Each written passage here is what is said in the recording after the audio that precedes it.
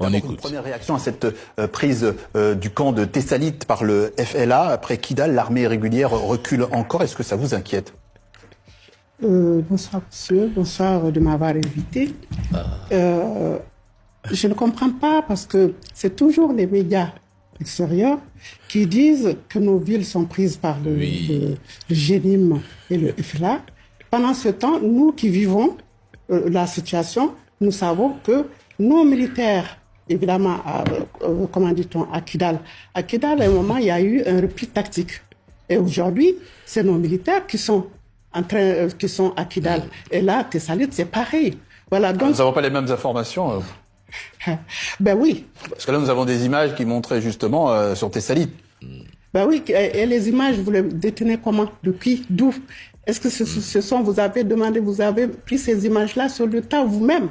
C'est ce que je sais pas. De ça, on se pose la question parce que des fois, on est vraiment dérouté par ces images qui nous viennent de je ne sais pas d'où. Il y a eu les assises où le gouvernement a tendu la main à tous ces groupes armés qui sont des terroristes, qui ont pris des armes contre leur pays, s'ils disent que c'est leur pays. Le gouvernement civil qui était là depuis les indépendances, après le gouvernement de notre premier président Modibo Keïta, qu'est-ce qu'on a eu? On a eu des civils qui étaient au pouvoir.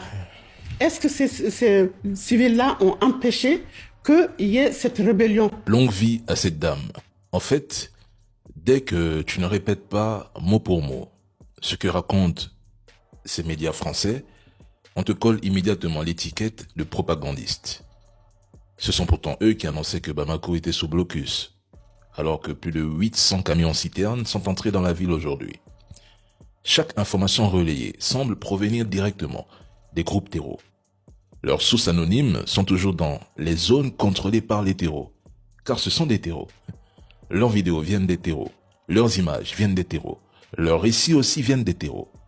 Quand il y a des ripostes, des FAMA et de l'Africacor, et que des centaines, voire des milliers de terreaux sont éliminés, avec des vidéos disponibles à l'appui, ces médias refusent catégoriquement de montrer les images.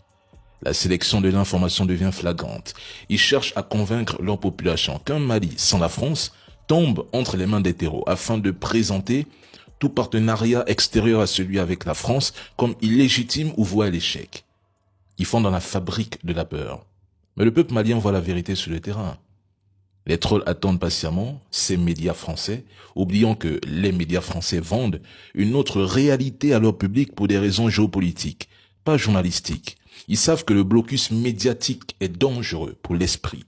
Et les Africains conscients devraient le combattre avec la vérité brute et la souveraineté informationnelle. Force à la dame.